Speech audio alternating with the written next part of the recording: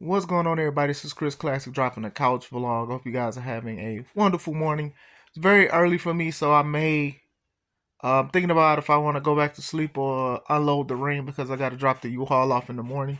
This is my Money in the Bank 2024 review.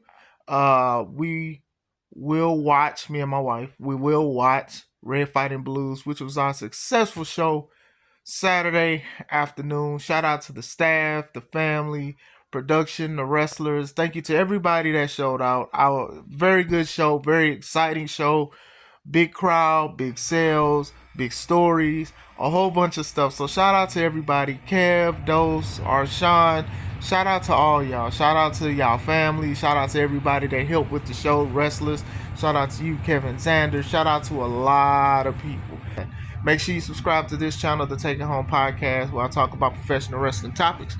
Also, make sure you subscribe to C3 Ultimate Wrestling because it's a lot of other stuff that's lined up. I know it's definitely a power struggle with stuff, but hey, we gonna make it. If I don't tell everything in order, if I don't even remember a lot of the participants in the matches, please forgive me. I'm tired, but I got some stuff I gotta do. The males, Money in the Bank, opened the show. The show, first of all, I love the colors, the yellow and green. I did love that. That's for like almost every Money in the Bank. I did love the logo for Vault from the boys on the Money in the Bank briefcase for the males. I thought that was pretty cool, even for the females too. I'm looking at it, so I thought it was good. But anyway, males Money in the Bank: Drew McIntyre versus Chad Gable versus Andrade versus Carmelo versus LA Knight versus Jey Uso. I thought the match was good. They were doing some stuff that I never seen before, and they was also doing stuff that I would never do, as far as like basically throwing each other on ladders and stuff like that.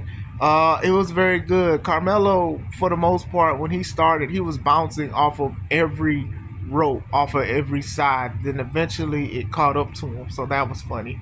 The power dynamic between LA Knight and Jey Uso with a yeah versus the yeet was very good. Gable went on a he went on a suplex rampage. He was doing overheads. He was doing Germans. Everybody got it. Even a ladder. He literally Germaned a ladder onto somebody, and then people were saying, "You still suck. You still suck." Even when he came out, they said he sucked. Like they was chanting it Kurt Angle style. So Chad is definitely getting under people's skin. Drew McIntyre being Drew, being the a-hole that he is, got the CM Punk chants. And it's funny because I was talking to some of my homies and we were saying this dude gets louder CM Punk chants than CM Punk gets by himself, which is good. Andrade, he was doing some crazy stuff. He did something to where Carmelo was on the rope. He stopped him, and they did like a flipping reverse Russian leg sweep onto the ladder. I ain't never seen nothing like that before. That stuff was crazy. Like, it was a lot of stuff I just didn't think I would see. Gable did an overhead belly to belly to LA Knight onto the outside ladder. It was crazy. It was a good match, and then people's emotions was into it. I watched it and I enjoyed it. I thought that Jay was going to do it, and then Drew came out of nowhere, darted the ladder at him, and then he took it. So I enjoyed it, but I do think that somebody else could have won. We're going to go into that in a little bit. Drew won 2024 Money in the Bank winner. I want to say the next match was Sami Zayn versus Braun Breaker. Like I said, if it's not in order, please forgive me. Braun Breaker has been presented as one of these unstoppable guys that not only is he very strong, he's very athletic. The way he climbs the ropes for the Frankensteiner, the way he goes off the ropes and be shifting the ring. Like, you got to understand, usually when a ring shifts, it's because the ring is not fixed right. It's not balanced properly. It's not, the tension is heavier on one side or whatever. But if you can do that and the rings are fine, and I'm going to assume it's fine because it's WWE top quality stuff, you got to be a strong dude to be doing that. Sami Zayn has been a guy that a lot of people loved for a long time, even before the Bloodline story. I think he's been doing great. but the bloodline elevated a lot of his status, and a lot of people love him. And they also in Canada where he's from. Very good back and forth. It was a very good match. There was a lot of things like they knew each other. They were reversing things. Like I said, the way Braun Breaker climbs up and just does the Frankensteiner, like it was nothing. It was a lot of dodging. Like they knew each other. I felt that this was pretty good. That's how you do a match. Sometimes is that you study the person that you're going against. I think they both did a great job with it.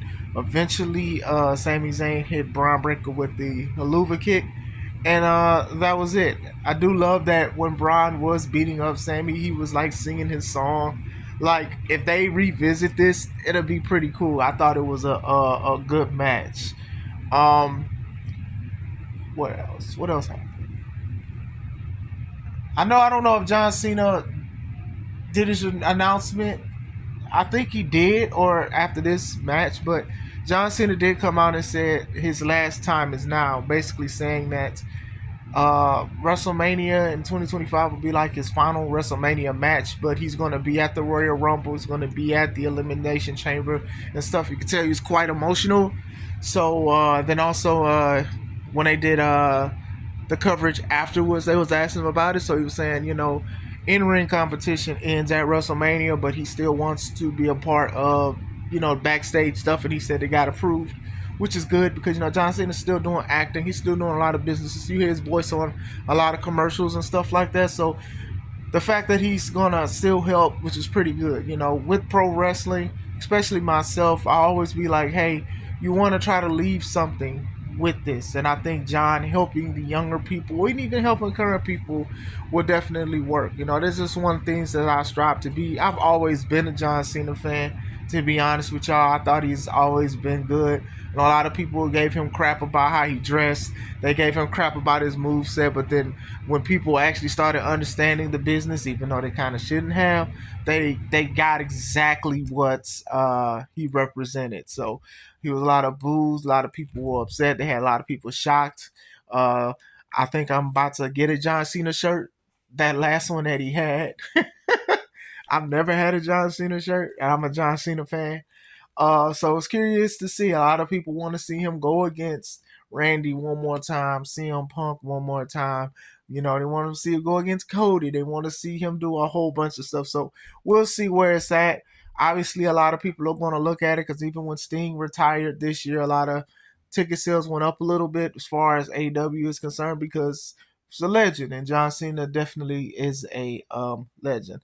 Well, we had Seth Rollins versus Damian Priest for the World Heavyweight title.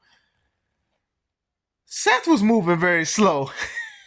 Now I know he's been doing a whole bunch of stuff. I do think he came back early. One of my peoples was talking about it, and like he was really like his strikes was so slow. Like that's how when you play like 2K games and video games, that's how they move. They move slow. They don't move as quick as real time.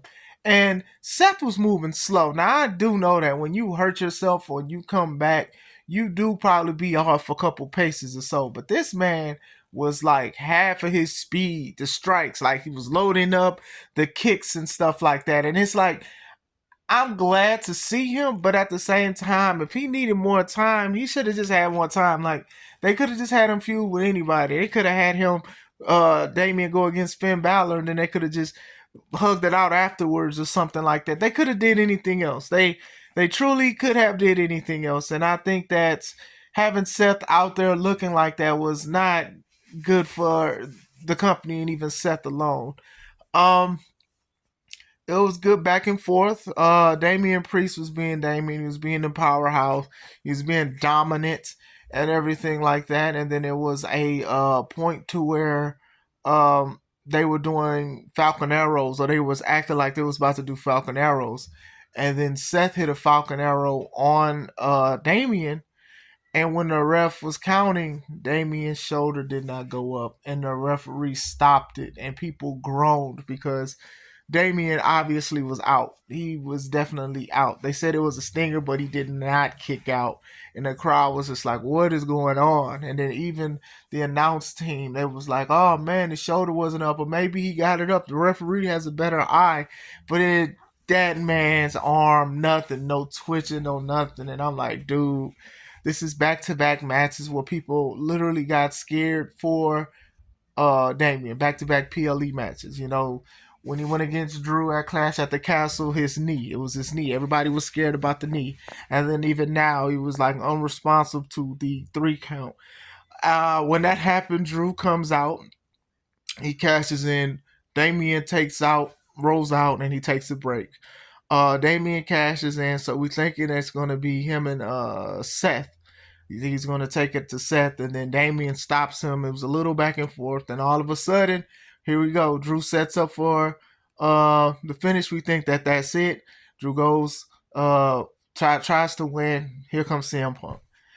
This is where it went sour for a lot of people. Outside of Damian not kicking out, it goes sour because we kind of knew what was going to happen. It was like there was no way that they was going to have Drew win if CM Punk was there. So it was like, what's the point of him winning Money in the Bank? You get what I'm saying? You're putting a hat on a 10-gallon hat already. Like, what they have between each other, that's one thing. CM Punk should have costed Drew winning the Money in the Bank. To me, you literally wasted an opportunity for Jay, for Carmelo, for anybody else. You literally wasted Money in the Bank for the men. You literally wasted it. You wasted it.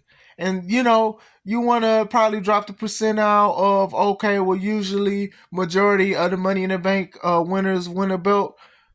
You shouldn't have did that. This wasn't a place for it. Punk started beating up Drew, choked him out, hit him with the title and everything, and he was just out of contention.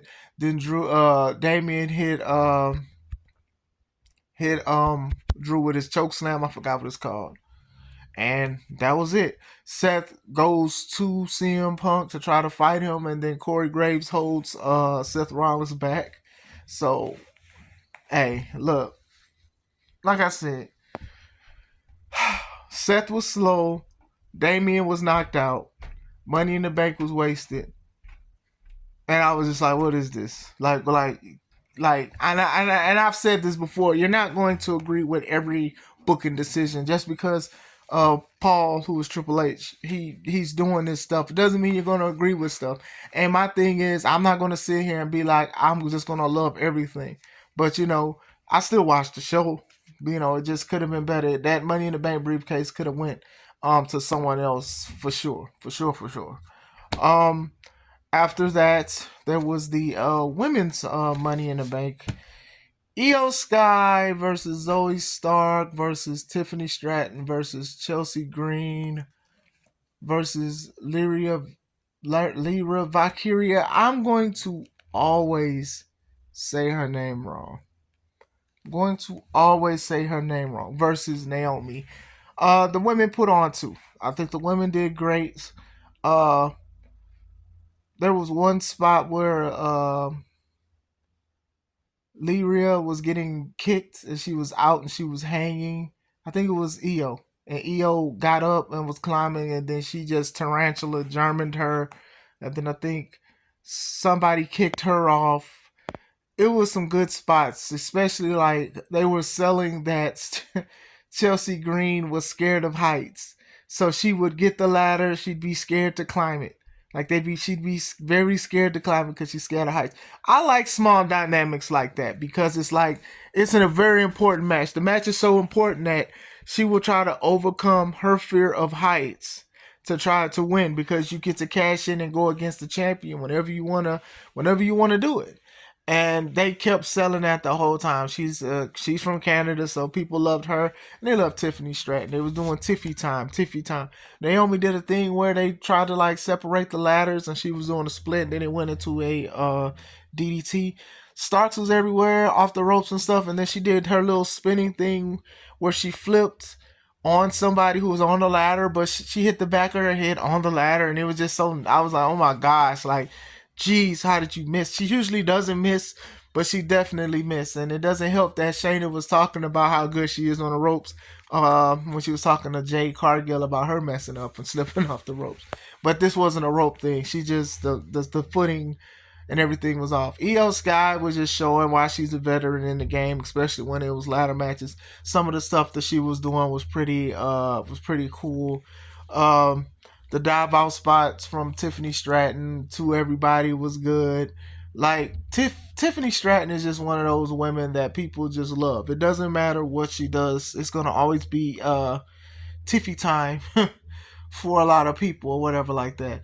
Um, Finish came where Chelsea finally got up on top of the ladder to try to get it, and then Tiffany knocked her to the tables. The tables they both set up. They set them up together, and Tiffany won. And a lot of people were happy with it.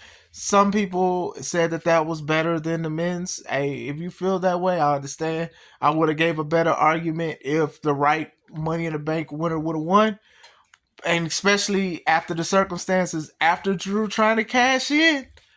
But I definitely understand if you say it's the better one. Like a lot of people have been saying for the past few years, the the women's have always been better than the men's Money in the Bank. So a lot of people already go off of that merit. So that's definitely fine.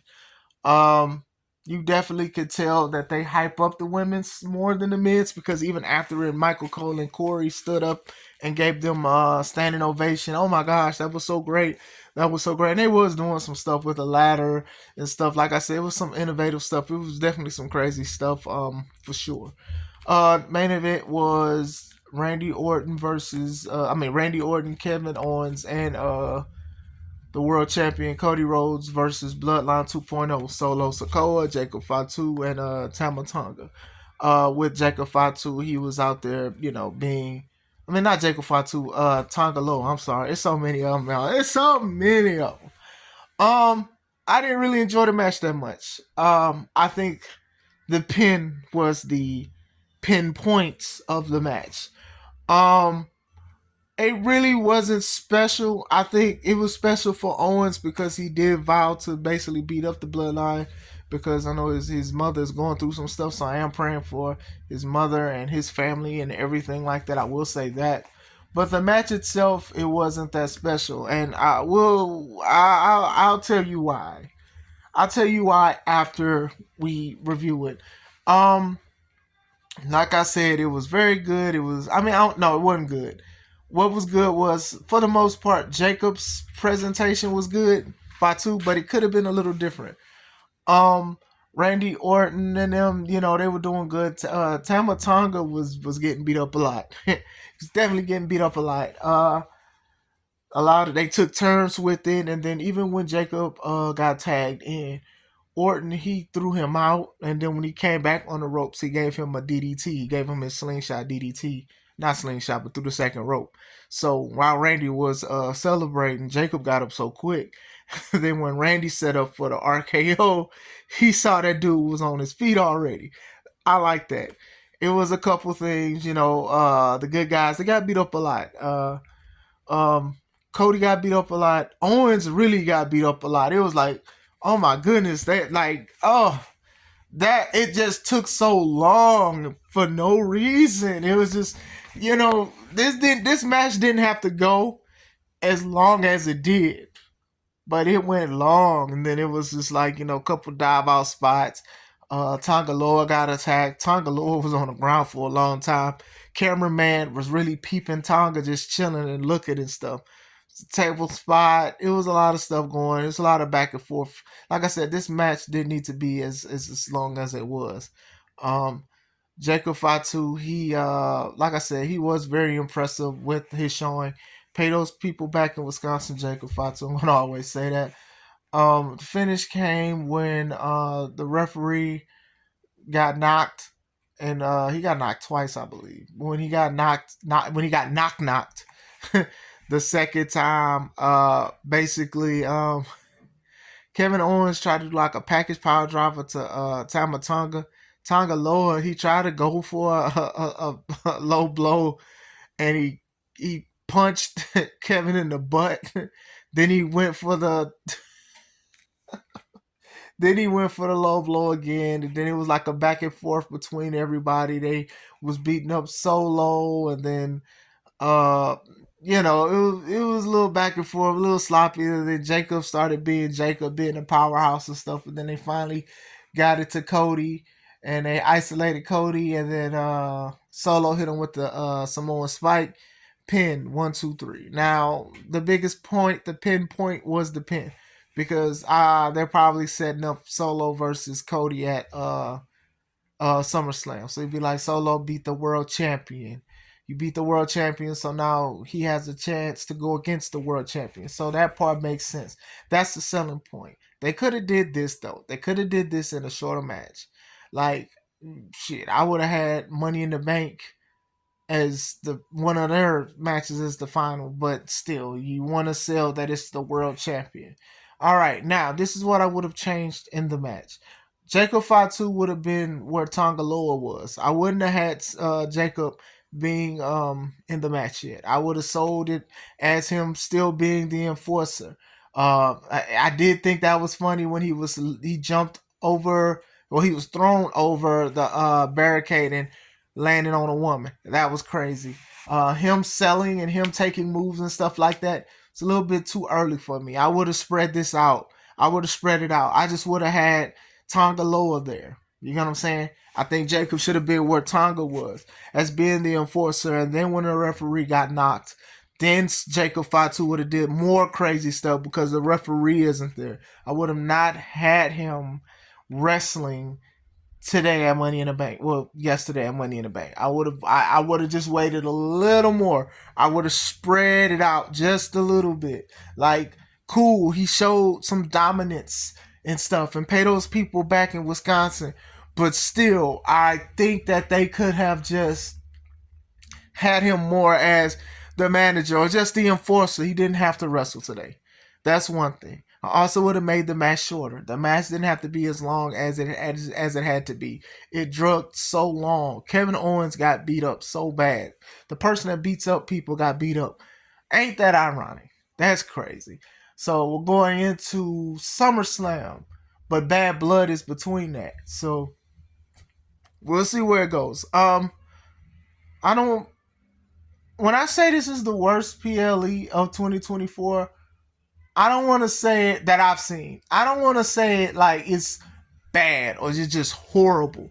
I do think some of the booking decisions could have been better. I do think match structure could have been better with certain things. I do think that Jacob shouldn't have wrestled today.